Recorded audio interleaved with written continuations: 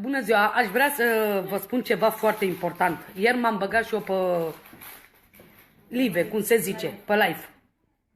Și am niște comentarii de la oameni care sunt la mine pe Facebook.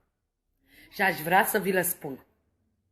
Eu am vorbit din suflet și cu suflet curat și cu inimă curată.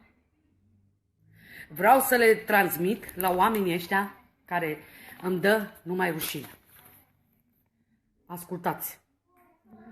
Vali Blonda, ești nesimțită. Auzi, doamna Vali Blonda, tu ești blondă?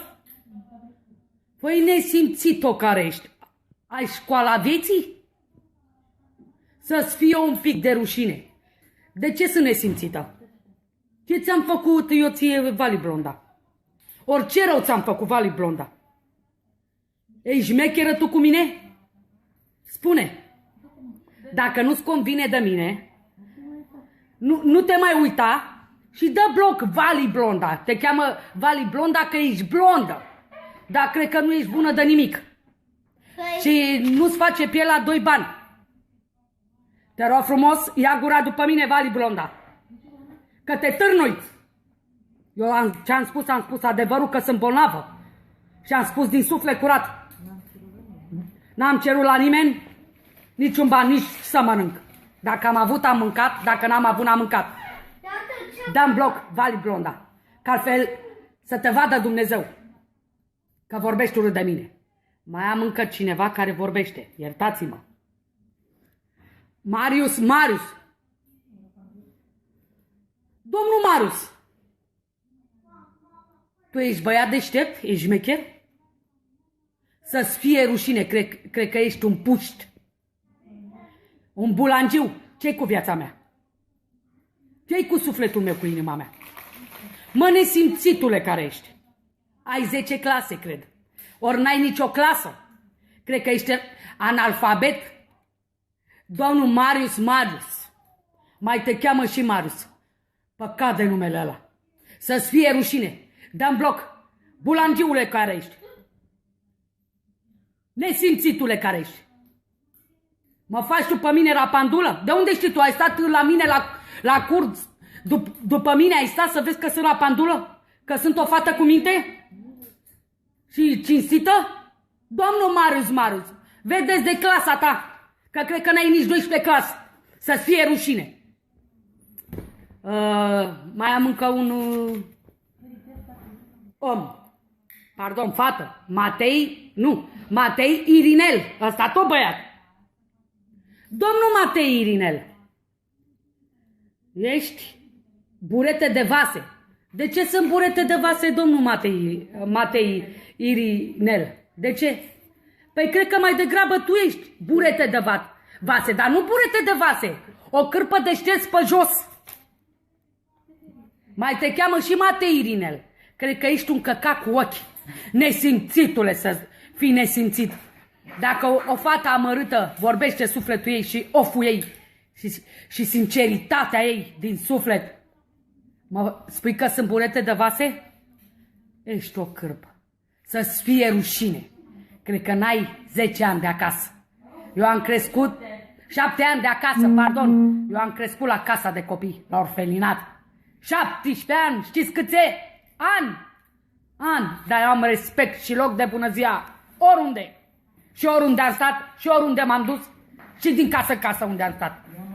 Te rog frumos, ia-ți gura după mine. Dacă nu, dăm bloc. Matei Irinel. Ai înțeles? Nesimțitule. Mai am încă o doamnă. Un băiat. Dumitrel Lemnaru. Domnul Dumitrel Lemnaru. Făi, ești dusă cu capul. Muistă. De ce mă faci muistă și sunt dusă cu capul? Dar tu ești mai om respectat?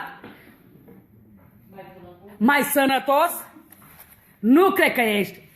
Dumitru Lemnaru. Dumitrel. Ce-ai scris? Dumitrel Lemnaru. Ești burete de... Nu, Matei Rinel, care? Dumitrel Lemnaru. De ce mă faci drogată? Eu sunt drogată? Măi, jegosule care ești, care n-ai 7 ani de acasă, să-ți fie rușine, nesimțitule. Tu crezi că eu dacă mă bat pe Facebook și spun supărarea mea, mărăciuna mea, tu crezi că eu vorbesc la mișto, vorbesc la vrăjeală? Cu ce vă deranjez? Ce rău v-am făcut în viață? Că eu nu v-am făcut niciun rău, eu n-am făcut niciun rău la nimeni. Tu de ce mă faci drogată? Să-ți fie rușine, Dumitrel Lemnaru. Ai stat tu la pizda mea? Că sunt drogată? Nesimțitule care ești. Cred că n-ai 7 ani de acasă, ești un vagabond și un drogat. Jegosule care ești, nesimțitule. Să-mi dai bloc. Să-mi dai bloc? Dacă nu mă suferi. Jegoșilor nesimțiți. Mai am încă Alex Detectivul. Oh! Cine mai e și ăsta Alex Detectivul, mă, fraților, mă, de pe Facebook? Un detectiv mare, cine o fi? Eu cred că e un gunoi. Și ce a spus? Fă, ești dus, nu-ți mai trimite copiii la cerșit? Păi eu am copii, mă. Alex Detectivul. Pupa mai în pizdă. Dar nu tu, că sunt curată, sunt domnișoară. Nu pe mine. Pe alea de pe Plevnei. Că eu sunt domnișoară, eu am 40 de ani. Și sunt domnișoară. N-am copii, n-am purcel. Sunt a nimănui. Ești detectiv, de asta ai spus că am copii și spui că sunt o nebună? Și că îmi dai la muie? Crezi că sunt de-aia de portofel? Măi, aia lui portofel? Mă, nesimțitule care ești, detectivule care ești. Alex Detectivul, te cheamă Alex? Păcat de detectivul care l-ai în cap. Cred că n-ai 7 ani de acasă. Cred că n-ai suflet, n-ai inimă. Să-ți fie rușine, Alex Detectivul. Detectivul. Mânca mea-i nasul să mi-o mănânci. De jegos împuțit. Ești detectiv, dar pe ce ești detectiv? Dar la parlamentar nu te duci să îi judeci pe parlamentari care fură banii României? Pe ce pizda mea ești detectiv? Îmi ții tu mie în contul? Vrei să ne futem? Păi vină, mă, să ne futem, să mă spargi de domnișoară. Că e mai bine. Mă spargi de domnișoară și gata. La 40 de ani sunt o femeie curată. De mii de ori. Dar meriți tu de pizda mea, domnul Alex Detectiv. Nu meriți. Că ești un jegos și un rampandul. Și să-ți fie rușine. Oameni buni de pe Facebook, să mă iertați. Ok. Că am vorbit urât. Dar m-a adus în stare. M-a adus, vă rog să mă credeți. Mă aduce în stare. Că eu nu sunt rea. Îmi pare rău că am vorbit așa. Dar nu știu ce are lumea de pe Facebook cu mine, de mă face în toate felurile. Are invidie pe mine? Eu nu știu. Că eu n-am făcut rău la nimeni.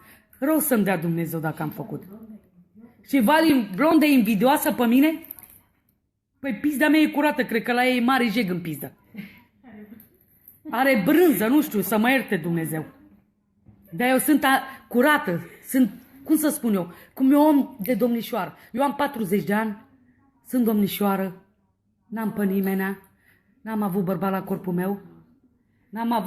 corpul meu.